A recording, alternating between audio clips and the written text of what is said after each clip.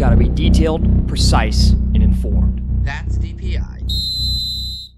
Welcome back to That's DPI. I'm Zach, and that is Tyler over there. And welcome to Season 2. We're so excited for another season of That's DPI. You did not think you were getting rid of us that easily, right? Just because we took a 2-week break, we're not going anywhere.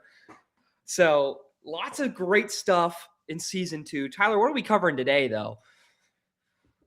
So today we're going to hit free agency really hard. There have been some notable cuts. Two of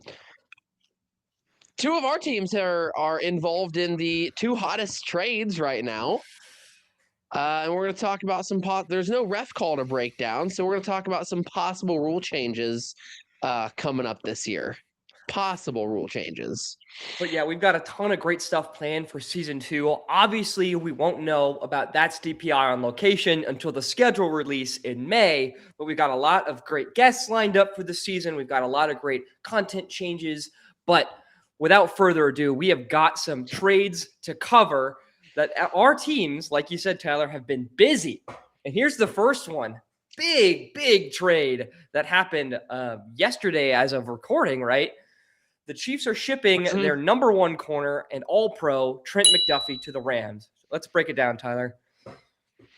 Yeah, so obviously, Trent McDuffie to the Rams, he's no longer going to be a Chief, of course, but what the Chiefs are getting out of it is a first-round pick this year. So that gives the Chiefs 2 first-round picks. So it's pick 29 this year, along with a 5th round and a 6th round for this year. And then we're also getting the Rams' 3rd round pick next year. I like it. The Chiefs don't pay their corners because, unless you're a generational talent, I don't think a cornerback really lasts that long. I think Trent's prime years have been with us and they're already have passed.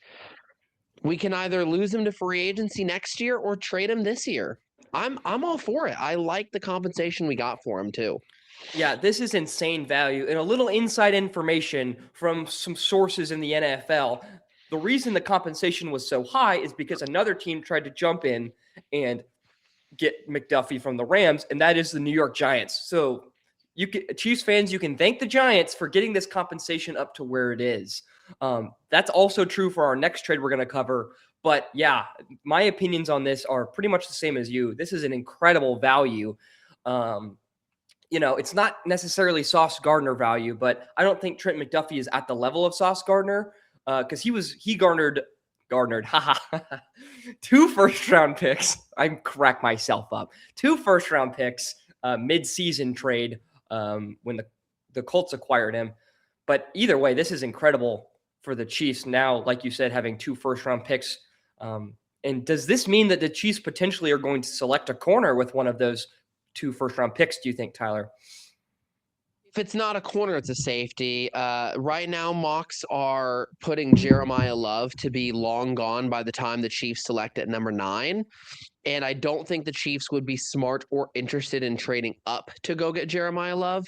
So I think their next best thing is a corner or a safety. Caleb Downs out of Ohio State's a guy that I'm currently looking at. He's kind of number 1 on my realistic board for number 9. So yeah, absolutely you can expect a secondary coming out of. And if it's not 9, it's certainly going to be 29, that 2nd round pick or that 2nd first round pick coming this year. Yeah, there's some other great corners in the draft too, like Avion Terrell and McCoy out of Tennessee. Both of those guys, I think, are first-round talents and potentially blue-chip options. But yeah, I have seen Caleb Downs mocked to the Chiefs. I would not be surprised at all if that occurs. And especially since a report came out today that Kansas City is looking to spend around $8 million on a running back in free agency, that would indicate that they're not really interested in taking Jeremiah Love. Which only supports the claim that you just made. We'll talk about who might get that $8 million today. That's right. Yes. There's a lot of options, but I think that about wraps it up for this trade, right? We have another trade. Yeah, let us know in the comments what you guys think. Is this a trade that you guys would have made if you were in Brett Veach's shoes? Or would you have wanted Trent to stay in red for one more year? Right. I mean, And that's kind of the theme of these trades because, the Chiefs got worse as a roster, no doubt, but they got a lot of value. And that's exactly what the Lions did in this trade, where they shipped off 29-year-old running back David Montgomery for a 4th-round pick, a depth center with guard versatility, and a 7th-round pick next year. Obviously, this breaks up the best running back duo in the NFL, Sonic and Knuckles. And the Lions get objectively worse. They don't really have a replacement on roster. They're probably going to have to spend or draft somebody. But I think that this is incredible value for a running back trade, especially a running back that's as old as David Montgomery. It's not like they're trading away a 26-year-old player. They are getting wonderful value. I mean, for value, this trade gets an A+. It's hard to squeeze any more value out of another team. And apparently the Denver Broncos were interested in trading for David Montgomery. And the Texans then upped their bid and outbid them. So thank you, Denver, for making the Texans pay a little bit more for our aging running back talent. But I'll let you talk again. What do you think on this trade? Similar to the McDuffie deal for the Lions? When I first saw this notification pop up on my phone while I was in class, I was surprised. I was not expecting David Montgomery, and this is, again, outside looking in. I'm not a Lions fan. So I was surprised about this trade, but looking at the details, it makes a lot of sense. Depth is something that you guys have really struggled with, especially kind of on the O-line with your guys' offensive linemen just retiring before the year. 2 late-round picks, one this year, one next year. I think it opens the door for another solid backup running back who's younger and maybe more elusive out of that 4th-round pick. I like the details of this trade. I was just surprised initially. Yeah, so I think that a lot of the reason this trade happened is actually because David Montgomery doesn't want to play for Detroit. And as someone who is kind of covering the Lions, is the reason this trade was made is because he was promised more snaps than he got last season. Jahmyr Gibbs kind of took over that backfield. Any Jahmyr Gibbs fantasy owner will tell you that he got a lot more volume than you probably expected from Gibbs when you pick him late in the first round of a fantasy draft. He was getting, top 3 pick volume. And that's because David Montgomery was getting 30% of the snaps, 20% of the snaps towards the end of the season. That's not the bill of goods that David Montgomery was sold when he signed a 2-year extension. So he was a little bit disgruntled. John Morton was a terrible offensive coordinator who was demoted midseason and fired unceremoniously, who did not utilize David Montgomery well. So he was not satisfied with his role in the Lions organization. And the Lions, to their credit, did him right, traded him to a spot where he's going to be a starter. And they got great value for it. For some context, here are some other running back trades that have happened since 2023. Tank Bigsby was acquired for a 5th and a 6th. He's a younger running back who was also 2nd stringer. Cam Akers was acquired for a 7th and a 6th. Jordan Mason for a 6th, a 5th, and a 6th. Brian Robinson, when he went over to San Francisco in a trade from Washington, just a 6th-round pick. So for the Lions to get something as high as a 4th-round pick is pretty significant, in my opinion, for a running back. So I think that great value. I hope that the Lions can find a good replacement. And luckily, there's a lot on the open market this year, like Najee Harris, James Conner could be cut by the Cardinals and signed. So there's a lot of options, but sad to see the Knuckles to Sonic and Knuckles leave the Detroit organization. I think all around, especially if he's wanting out, because that's something I didn't realize. This is probably a good trade for both ends. Like you and I have both discussed, there's good trade value coming into Detroit, and I think the Texans could be a really good fit for David Montgomery. I can definitely see him being a very good RB1 in Houston. Right. He's good at pass pro, which good Lord knows they need it. They just traded away Juice Scruggs and a tackle to Cleveland, so they're revamping their O-line again. I feel bad for CJ Stroud, but yes, I think good value for both teams. Hopefully the Texans can get an extension done with Montgomery and keep him around for a couple more seasons. But moving on to some players who were released, not traded, but released. There's some notable cuts by some big name players. Of course, the titles of this is just Tyreek Hill. He's the quintessential big cut. I don't think anybody expected this. I certainly didn't. It was pretty shocking when I read it. but he's going to garner some big money. But there's also Bradley Chubb from the Miami Dolphins, who seem to be just cleaning house. Kyler Murray was announced being released. Graham Glasgow from the Lions, a starting offensive lineman for the last 4 or 5 years. Jawan Taylor, starting offensive lineman for the Chiefs, a notable leader in offensive line penalties over the last 2 seasons. Stephon Diggs was released today, and Tyler Biadasz, the center for the Washington Commanders. All of these notable releases, starter level players that are on the open market when they were not expected to be. So what are your thoughts on this list here, Tyler? So right off the bat, I'm actually not surprised about the Tyreek Hill trade or the Tyreek Hill cut. He has a lot of off the field problems and drama. He's also kind of banged up right now with the injury, and he's worth a lot of money. They don't want to do it. They don't want to deal with that anymore. And so I'm not surprised that Tyreek Hill's been cut. And I'm also not going to be surprised when the Chiefs don't re-sign him. That's going to be my hot take. Kyler Murray being cut, I'm very excited for what the Arizona Cardinals are going to be doing, because I think they're rebuilding the right way. If I'm not mistaken, they have hired a new GM, or do they have the same GM? I apologize. They do have a new coach, for sure. New coach. Okay. But they're bringing in a new coach, and then they're bringing in a new quarterback. What I think teams do wrong often is they will bring in a new coach to try and revitalize their quarterback, and then the coach goes to get someone on a desperate attempt. That gets them fired, and it's the process. It's what the Bears have been doing for a long time. The Cardinals are bringing in a new coach, and now they're obviously about to go get a new quarterback. I think they're rebuilding the right way. Jawan Taylor I'm so glad he's gone. So much money for such bad penalties. Stephon Diggs is the one that surprised me. That's my biggest take there or my biggest surprise on that list. Yeah, I mean, he was asked in Super Bowl media coverage, are you going to be playing football next year? And he said, I'm under contract, aren't I? Well, now he's not under contract anymore. I thought that was a funny response from Diggs that was being reposted today. But yeah, I mean, I think that he can still produce. He was obviously still producing last season. He was I believe he's a Pro Bowler in the AFC. So maybe could look to reunite with Josh Allen in Buffalo. I don't think they have the money to sign him. But, there's a lot of teams that could use a guy like Stephon Diggs. So expect him to be a hot commodity.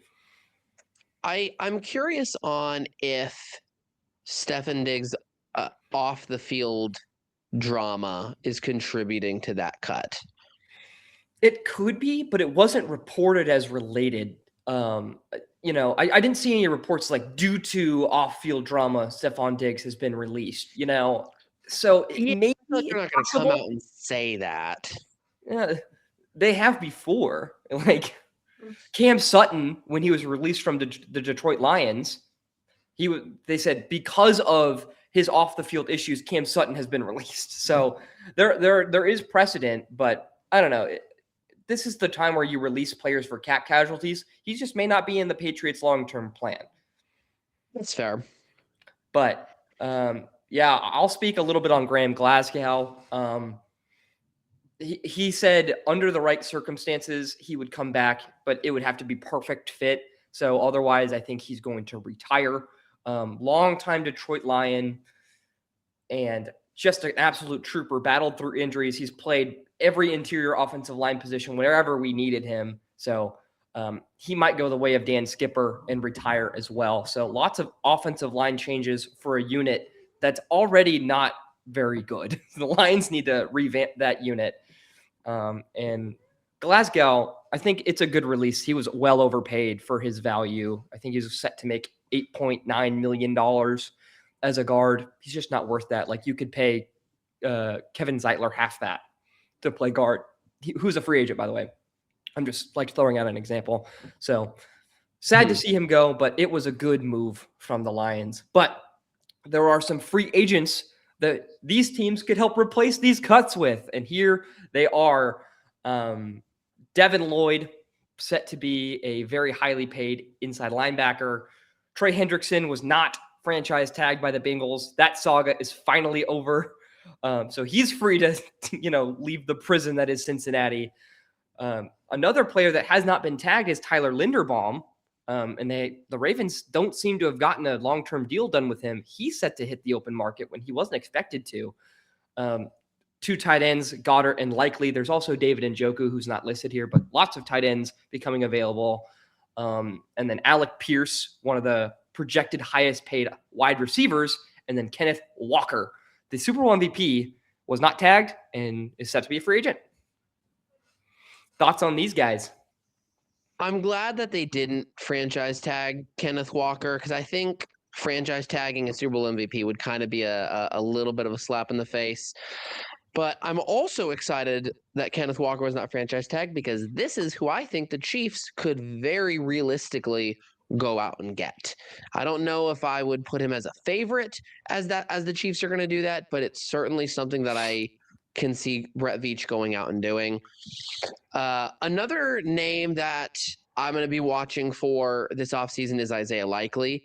I think you mentioned there's a lot of tight ends in this free agency class, but I think Isaiah Likely, in my opinion, is the best tight end. And being a Chiefs fan, not really knowing what our tight end situation is going to be like going into this, he's going to be someone that I watch for. Trey Hendrickson's going to be another one I watch for, not as a Chiefs fan, but just as an NFL fan. Where Trey Hendrickson goes is going to be very interesting. I can see it being a team that is on the brink of maybe being close to contending. I think about this like Micah Parsons going to Green Bay. Green Bay was maybe on the brink of being a contender, and they thought that was the missing piece that would get them there. I can see a team in need of that being Trey Hendrickson's landing spot as well. What are your thoughts on this list? I mean, I kind of wanted to piggyback off what you said about the Chiefs tight end situation. A free agent that is not pictured here is Travis Kelce, he is a free agent. He's not under contract. He would need to sign an extension to come back to Kansas City. I don't think I think there is a 0% chance he signs anywhere else in Kansas City, but it is still something to look at with the league new year starting. Like, he will be a free agent, and the Chiefs have to extend him, or he has to probably make the decision to retire. I think those are his two options. Do you think that there's a chance the Chiefs go after one of these guys if Kelce makes the decision to retire? I don't know if there's been any rumblings in Chiefs Kingdom about Travis Kelce's status. I think a lot of people are kind of expecting him to return. Yeah, I agree. The only thing that has been said is Brett Veach told media that they are prepared either way for whether Travis Kelce retires or not, which also tells me that if he doesn't retire, he's not signing anywhere but Kansas City. He's not going to spend every year since 2013 in Kansas City and then go to Cincinnati. He's not going to pull a Tony Gonzalez, right?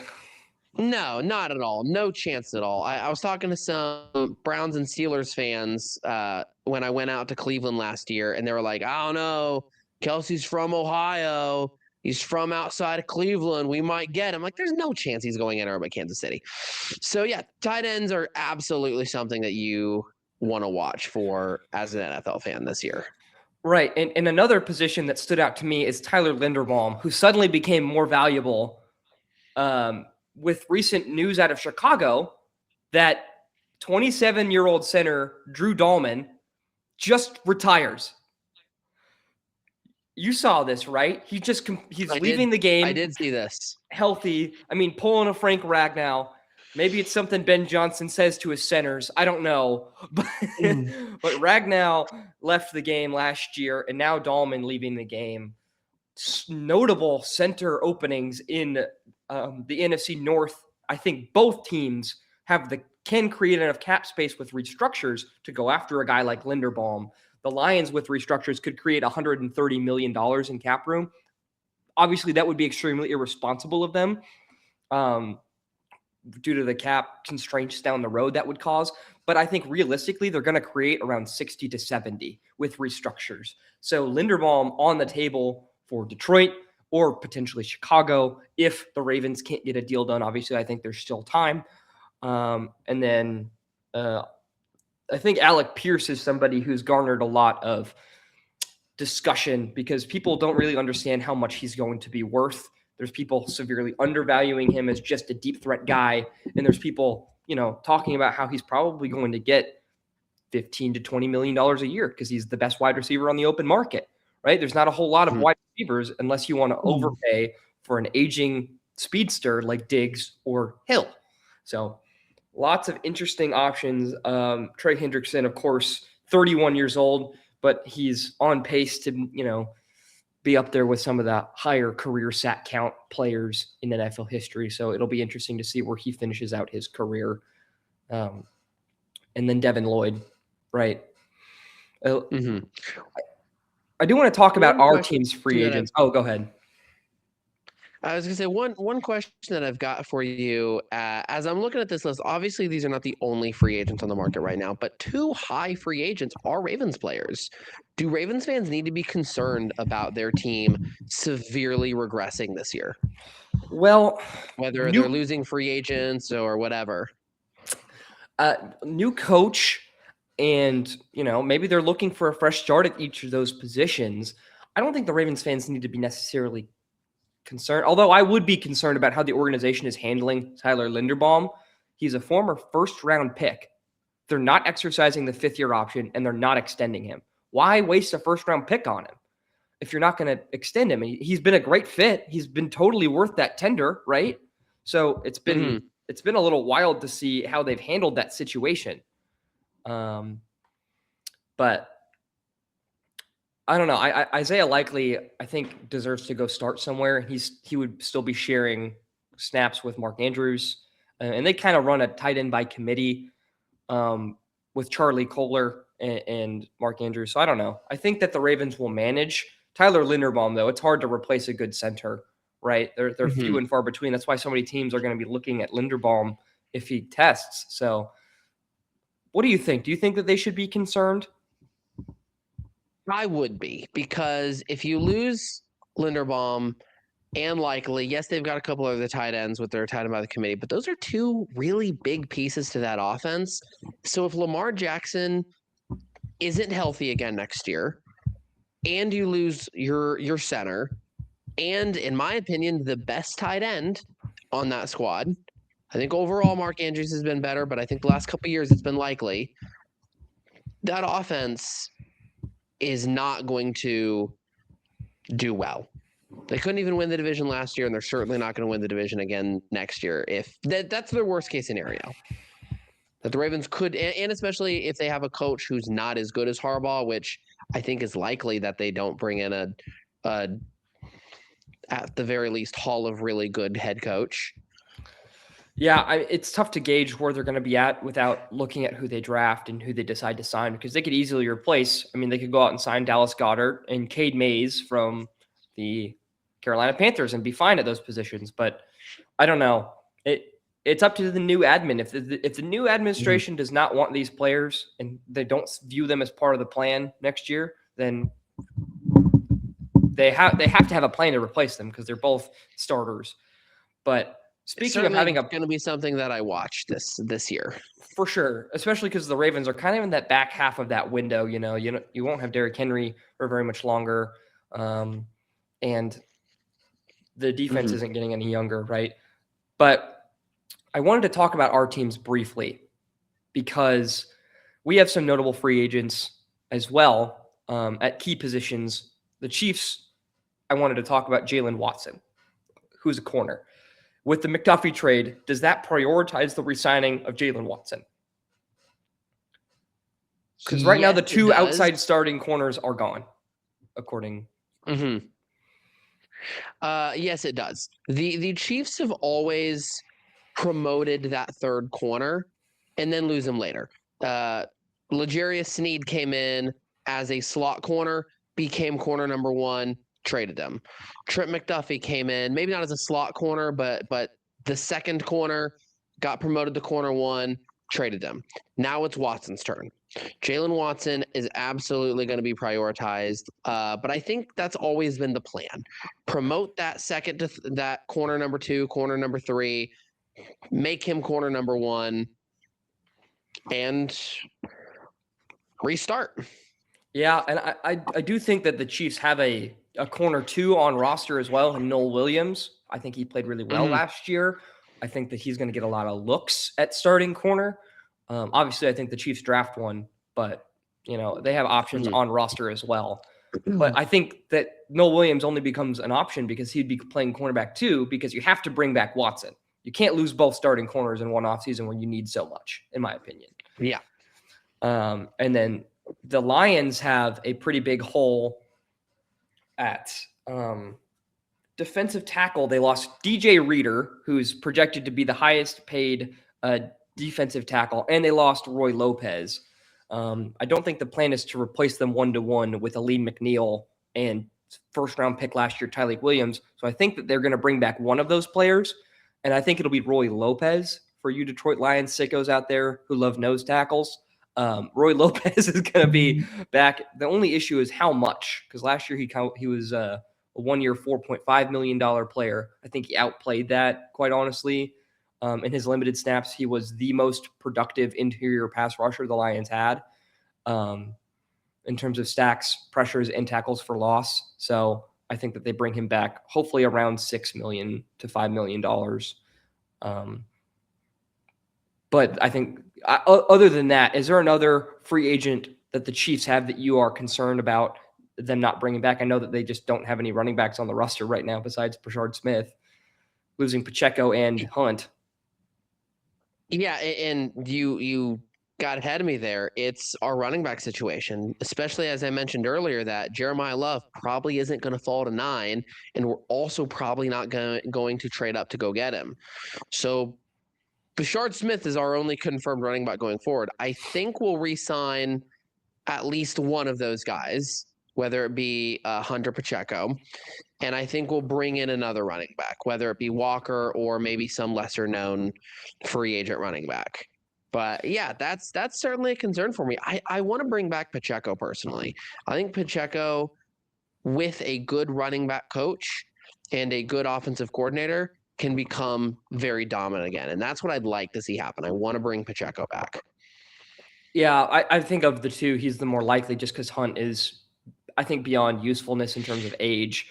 But if the Chiefs were to I think they will. If the Chiefs bring in an outside running back and it's not Kenneth Walker, because I think he might be one of the higher expensive options. I think it could be Kenneth Gainwell, former Pittsburgh Steeler who's becoming a free agent. He recorded like 72 catches last year, kind of fill the Jerick McKinnon role or the Damian Williams role as a throwback to those Chiefs fans who remember. It brings that receiving upside that I think the Chiefs desperately missed last year. Desperately. I mean, not the difference between the Jerick McKinnon Chiefs and the Jerick McKinnon list Chiefs was staggering. I think it was like 7 wins, right? Something like that. So I think they bring in a receiving running back, and Kenneth Gainwell pops off the screen to me. Maybe Rachaad White from the Tampa Bay Buccaneers. He's been replaced by Bucky Irving. So, but there's a position we haven't talked about yet, right? We kind of talked about him a little bit with Kyler Murray, but we have not talked about the free agent quarterbacks. And there are 4 of them that I think are noteworthy, right? And these are the 4. What are your opinions on these guys, and where do you think they'll go this offseason? I don't think all 4 of these guys are starters. I'll tell you that much. I don't think Russell Wilson or Malik Willis are starters. I think Kyler Murray will have to compete for a starting position.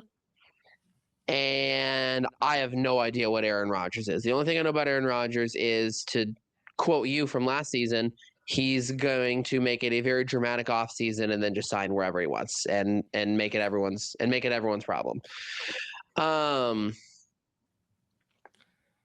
I don't know how to judge this quarterback class because there's not a lot of quarterback free agents that I think are top tier. And I also don't think there's a lot of quarterbacks coming into the draft class. But I'm not sure how many teams need a quarterback. It's a really weird year for quarterbacks, I feel like. I think that there are plenty of teams that need a quarterback. The Steelers, for one, they lost their guy. Well, The can I rephrase? Cardinals, the Cleveland Browns, who just they're putrid, right? Okay. Jets. Let me rephrase. I don't think there's a lot of teams who are just a quarterback away from being a contender. Okay, fair enough, right? I mean, that's kind of what I mean. Wherever these quarterbacks sign and whoever those quarterback needy teams bring in, they're still going to be mid at best. So I'm not as this isn't 2012 when Peyton Manning was on the market and wherever he goes, that's now a contending team. Yeah, I understand what you're saying, and you're right. There's not a ton of teams that are a quarterback away. Most of these teams that these quarterbacks left, minus the Steelers, who I think are the most likely team to bring Rodgers back. Quite honestly, the signing of Mike McCarthy seems to indicate that they're going to reunite those two. That's pure speculation on my part. I don't know that that's going to happen. I'm just guessing because they're good buddies and pals. But I do think the two most interesting quarterbacks are Willis and Murray for sure. Because Murray, on one hand, Murray has a ton of reps in Arizona and just didn't pan out. And on the other hand, Willis has almost no reps, but was really, really good in limited showings under the Matt LaFleur offense in Green Bay. So I think that, contrary to what you just said, I think Willis is going to get a starting job somewhere, whether it's Cleveland, New York Jets. Those two teams scream bringing in a guy like Willis to compete for their almost competitionless job. Because what is Shedeur Sanders going to win the starting job in Cleveland? Is Justin Fields going to win the starting job or Tyrod Taylor in New York? I don't think so. And it's not like either of those teams are going to be jumping at the opportunity to draft Ty Simpson, who from Alabama, the next quarterback supposed to be taken off in the draft after the obvious choice at number 1, which is Fernando Mendoza. I just don't think that the rookie class is enticing enough. And it's going to make a guy like Malik Willis become a hot commodity. The Arizona Cardinals could bring him in since they're probably not going to draft Ty Simpson at 3, right? No, but I think the Cardinals, they might sign a guy like Malik Willis, maybe Russell Wilson, and then go get a second-round quarterback, which, again, I think once Mendoza gets picked, I don't know if any of those other quarterbacks are going to get picked first round. So the Cardinals could go get Ty Simpson in the second round. So if you got Russell Wilson and Ty Simpson out of a second-round pick, might be a good quarterback battle in Arizona after that with that situation.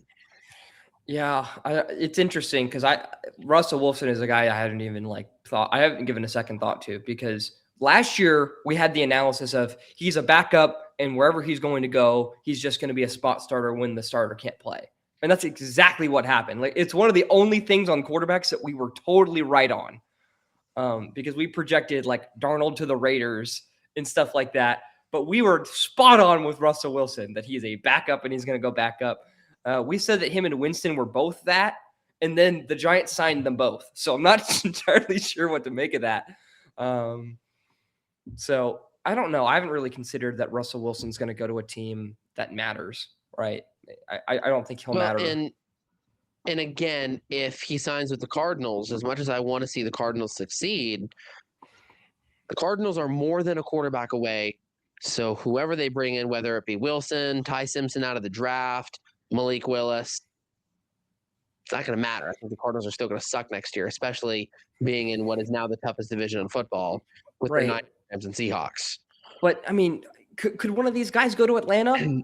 I mean, Atlanta just had Michael Penix tear his ACL for the 3rd time. They're getting rid of Kirk Cousins. I haven't even thought about Atlanta, to be honest. Could Atlanta be a quarterback-needy team? Right? Because they're just in hell right now. They could use a bridge guy like Willis potentially, and then buy time to draft another quarterback in a stronger class. They could revive the career of Kyler Murray, who I think would go well in an offense with a potent run game led by Bijan Robinson. but I just don't know because I think that they're a quarterback needy team as well because you can't really rely on Michael Penix Jr. with how injured he is. Mm-hmm. I didn't even think about Atlanta. That's going to be something that I want to do a little bit more research about. Maybe we'll hit on that a little bit next week. Right. Because Cleveland to kind of me, being another team that I think needs to figure out their quarterback situation. right, because to me, I don't it's know if the Shedeur Jets. Sanders is the future. It's the Jets, Atlanta, Cleveland, and Arizona. I think those are the 4 teams that we really need to discuss what on earth they're going to do.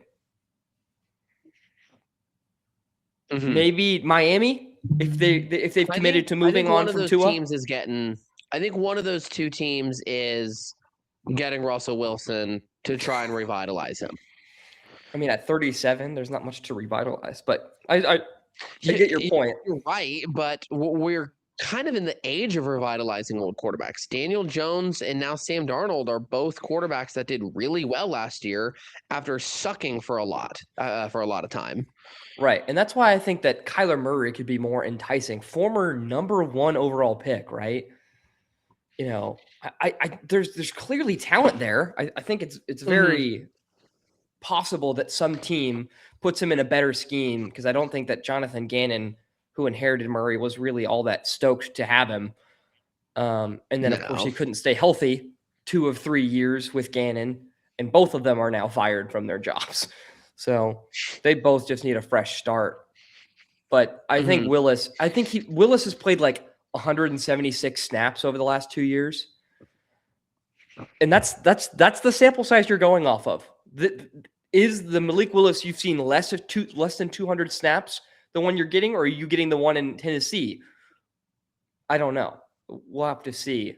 But do you want to make final predictions? Not been good though. Do we want to make final predictions on where each of these guys go, and then we'll move on? Absolutely. Yeah. I think my lock is Aaron Rodgers in Pittsburgh. Okay, same. That's a lock for me. I'm gonna say Arizona gets Wilson. Okay. I'm gonna say Kyler goes to Atlanta. And I'm gonna say Malik Willis goes to. You have 2 choices. Kansas City. No, that's not gonna happen. The only reason I say that is Andy Reid likes the backup quarterback to be a quarterback that has at least been in the NFL for a while. So, not to start, obviously. I respect right. Well, and it's a good point because maybe the Chiefs, maybe the Chiefs take that. I'm going to get fried for in the comments, but that's what I'm going to say. You know, I thought about it for 5 seconds, and after 1 second, I was about to laugh at you, but after 5 seconds.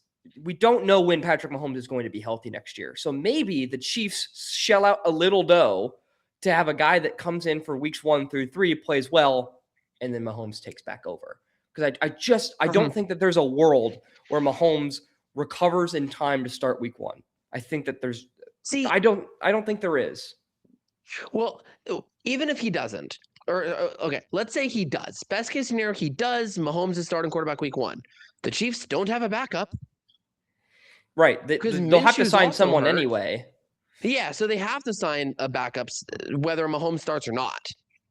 Right, and that's why I think he likes guys that have been in the NFL before or for a while. So I think schematically and like logically, it makes more sense than I initially thought it did. The problem is Malik Willis is worth more than the Chiefs backup quarterback. I think that somebody's going to bring him in as a starter for starter money. And that team will be the Atlanta Falcons. I think the Atlanta Falcons signed Malik Willis for the same reason that the Chiefs would. Bring him in to compete with Penix, who was their player of choice, right? But with his injury and the lack of clarity around that, I think that he is the choice because the Atlanta Falcons are in such a tough spot to where they don't really have an option in the draft. They have a quarterback they invested a lot of draft capital in that they don't know what's happening with. So Willis is a great option to pay. especially if they're not going to end up re-signing.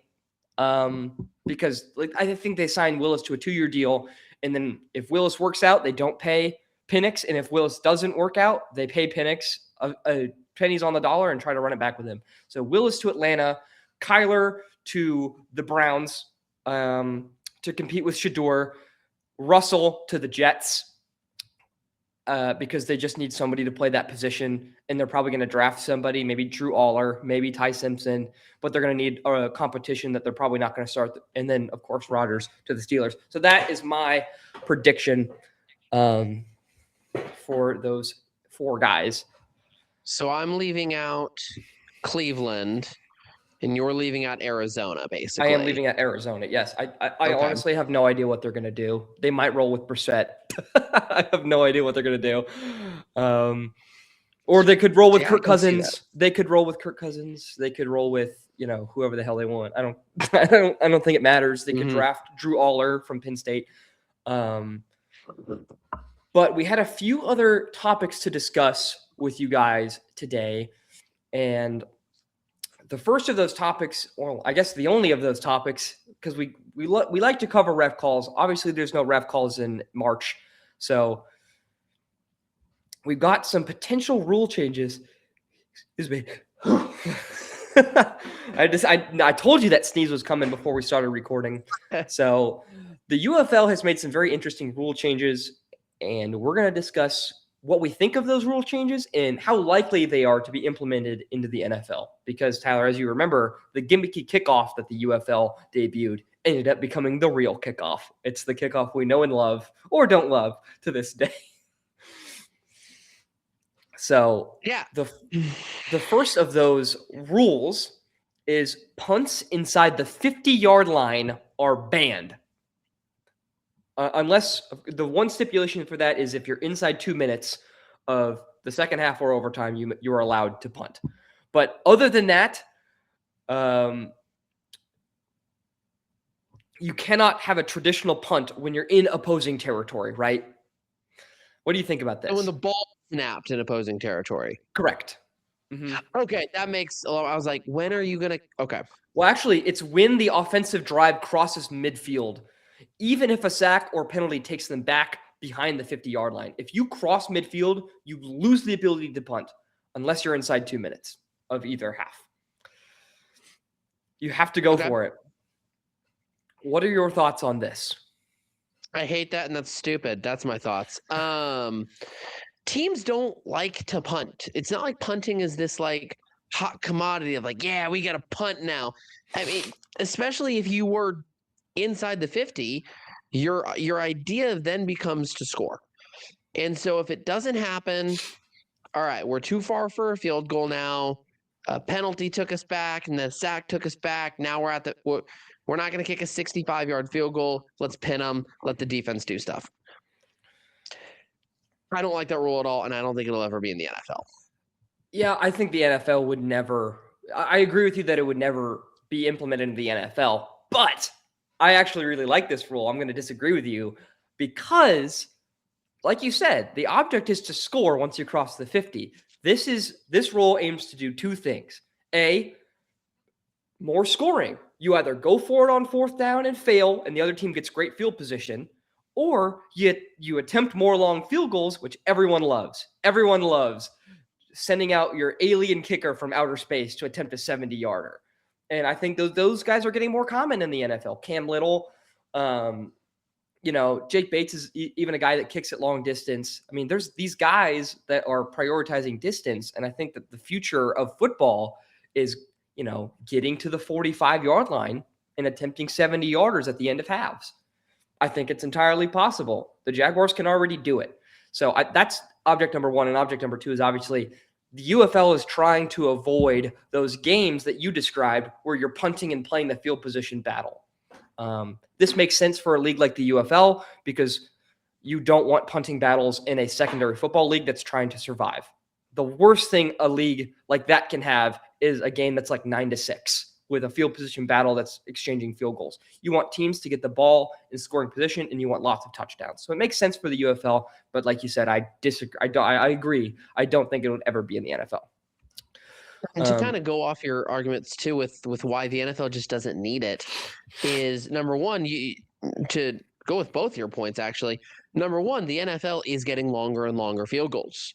So the need to punt when you've ever been inside the 50 is becoming less and less relevant. And the other thing too is oh my gosh, my mind literally just went blank. Well, there's something I don't know can where add. my mind went. I'm so sorry. It's been a long day of teaching. My mind just went like words. Well, I can add a little element to that rule if you don't mind. The other element to that rule is that 60-plus yard field goals are worth 4 points now. So that's kind of the trade-off is like, yeah, you can't punt, but you can try for 4 points. Go ahead with what you're going to say. The NFL also no longer has a problem of teams not going for it on fourth down. We're not seeing teams get to the 40-yard line at fourth down and 1 and then punting. They're going for it now. They don't need to incentivize and revamp the ability or the need and requirement to go for it on fourth down. They're already doing that. But you did, while my brain went blank due to a long day of teaching, you mentioned the idea that the UFL is also looking at is long field goals being worth 4 points. I don't like it, but there was also a time when the NBA didn't have a 3-point line, and there were people who hated it when they added it, and now it's just like, what do you mean there wasn't a 3-point line? So I don't like it, but I can see the appeal. I once again, I like the 3-point juxtaposition that you just did because I didn't even think about it that way. I like it because it's very similar to that. It's a higher degree of difficulty and it adds some extra strategy. If you're down 4 and you're at the 50, before you'd have to attempt a Hail Mary. There's no choice. But now you've got a choice. You can attempt a tie or you could go for the Hail Mary. I enjoy that. And 60-yarders are far from automatic, and I think it makes kickers more valuable. And I like kickers. I think that they should be more valuable.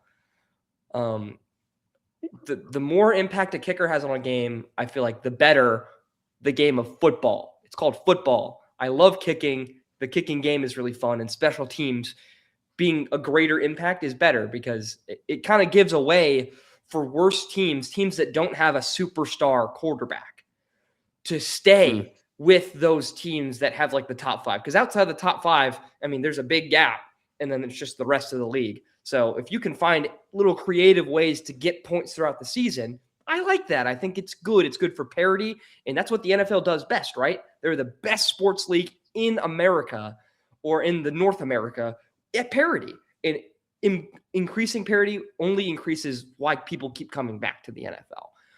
But I can't wait until there's a situation where, let's say, if you kick outside the 50-yard line, it's worth 4 points. We'll put 50 yards as the arbitrary number. So that means a field goal traditionally kicked at the 50-yard line or beyond would be snapped from the 43-yard line. Right. I can't wait until a team is at the 40-yard line and they have to do a 10-yard long snap as opposed to a 7-yard long snap, or vice versa. And how long is that going to stretch? If you're at the 38, are you going to try and long snap at 12 yards? Well, it's based on the line of scrimmage. So the line of scrimmage, okay, which makes a lot more sense, right? So here's even more interesting. I was going to say, here's an alternate scenario. You're at the 40, you take a 2-yard knee, and then you try the 4-point field goal as opposed to the 3, right? Because what's the difference between a 50 and a 60? Your third down play is. Are you going to use your third down play to attempt the 4-point field goal? Or are you going to try and get a first down to continue on with the drive? Oh, I can't wait for that in the UFL. Right. That's a classic UFL scenario. If you're down 4 and you need the 4-point field goal, you have to go down before the 42, because if you accidentally cross it, you would then have to do another play to get back to attempt the football strategy would be so much fun because As somebody who wishes they could comment to NFL games, I would love to just be in the mind of the coaches and in the booth and be like, are they going to go for the 4-point or are they not? Because then you open the argument of, well, you can win it with a 4-point field goal. And if you're going to attempt a 58, might as well attempt a 60 and attempt to win it, right? Why not? Go win the game. Screw overtime. That's going to be great in the UFL. I don't think that'd be good in the NFL because I don't think it's needed. But that's going to be great shorts and social media content for SportsCenter to post to hype up the UFL. I think that it's all going to I think the NFL could adopt this actually, but I think it's all going to depend on, because it's not like there's not precedent. The 2-point conversion got added. That's a new way to score an extra point from a different yardage. It's the same thing.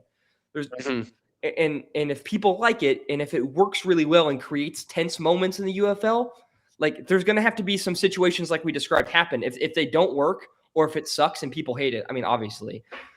But if there's a viral moment where a UFL kicker nails that 4-point field goal to win a game, I think the NFL would start to consider it. They would start to look at the possibility of adding something that adds even more tension to the end of games. But another tweak to the rules is their current onside kick rules, right? The UFL onside kick rules is not an actual kick. It is a 4th and 12 scrimmage play from the team's own 28-yard line. Do you think that the NFL, with how bad the onside kick has become in the NFL, would consider making this change as well?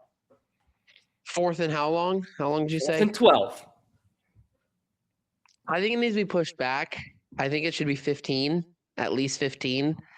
But I actually like this rule because it really creates tense moments.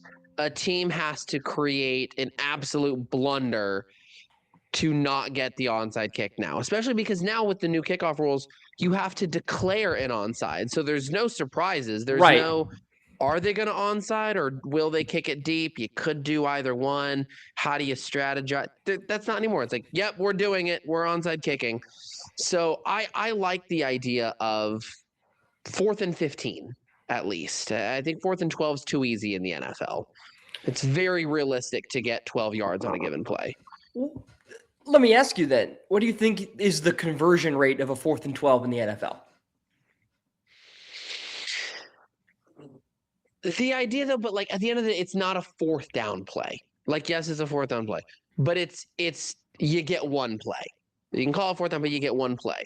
So if you need so if 12 we were yards on a given play, I think it's doable. That's not true. I think it's That's far not too true. doable. I'm looking specifically at 4th down and 12 plays in the NFL, their conversion rate, because that's what this is simulating, right? If a team's going for it on 4th and 12, they're likely desperate. And if a team's going for an onside kick, they're likely desperate. Same situation. So what do you think the conversion rate, because you said it's fairly easy. So what do you think a conversion rate on a 4th and 12 late in the game, which is likely is in the NFL? What do you think that rate is? I'd say it's higher than 5%, which is why I was saying it's fairly easy. It's very doable. I'd say it's higher than 5%. So your threshold for easy is a better than 5% chance? Compared to significantly a 5 in 100 chance is easy? Compared to an onside kick where it's like 1 in 100. I think the onside recovery rate was close to 5%. So it's actually the same. But for your context, so 15% would be my guess. 15% is my guess. That is 100% correct. 15? 15%. It's 13 to 15% depending on the year, but that is correct. I'm curious on 3rd and 12. Well, that's different. It is different. It is different. But when I think about teams getting 12 yards on a given play when they need it, I think of 3rd and 4th down. So I think it needs to be pushed back. I think it needs to be 15. But ultimately, though, we're getting into the nuanced details, though. I like the idea. I do like the idea of going for a 4th down play instead of an onside kick. I like that idea. We can debate the nuanced details, but I like that.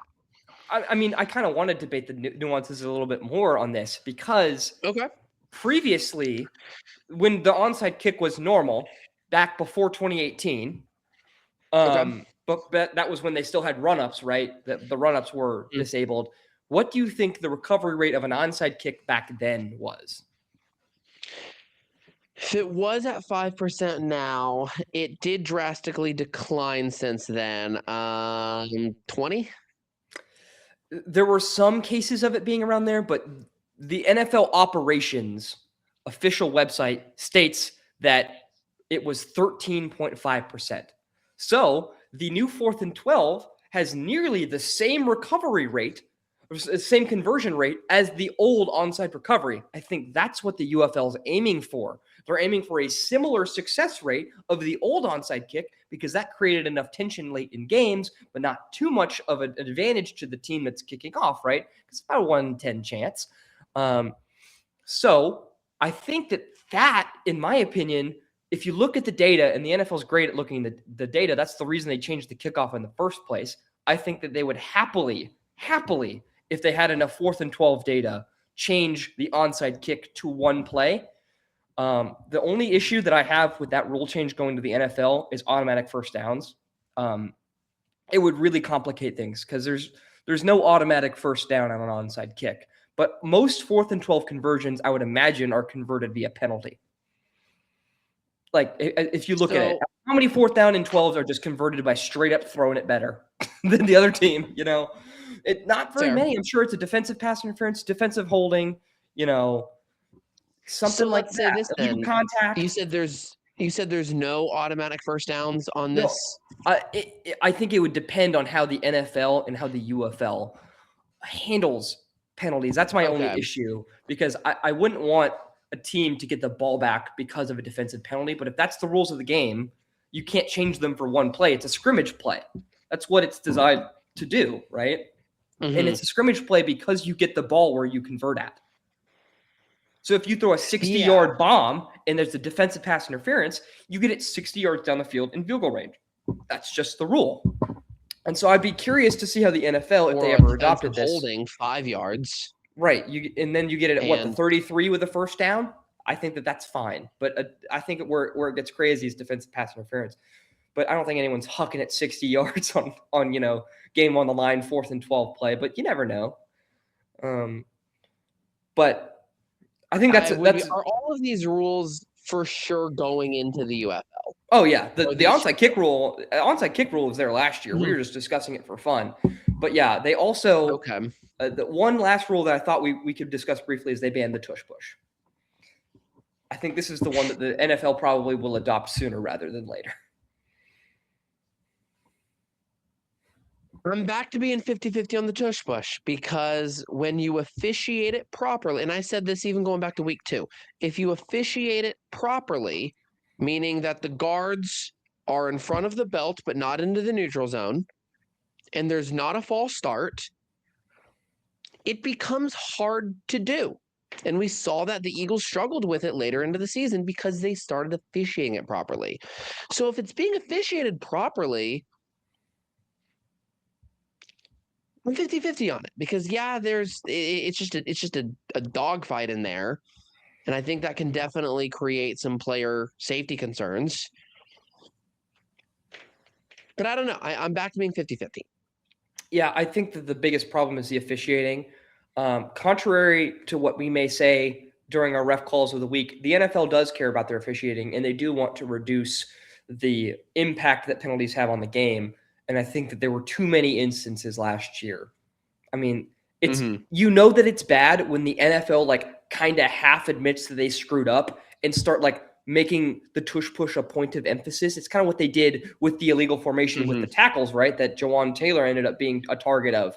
If the NFL makes something a point of emphasis, it means that it's being abused and it's causing problems with the owners or the coaches or the fans or somebody. Somebody's pissed off. So I think that the NFL is going to take action and ban the tush push sooner rather than later. And the UFL is just getting ahead of it, in my opinion. But we'll see how it goes. We will indeed. But that is all we have for you today. Make sure you leave a comment on which rules you would like to see the NFL adopt. But until next time, which will be our free agency recap, as the legal tampering period. Sorry, Falcons fans. I know that your team likes to break that very often, but legal tampering period is March 9th, which is next Monday at noon. So lots of NFL news that we'll have to recap for you guys next week. But until then, take care. Appreciate you guys.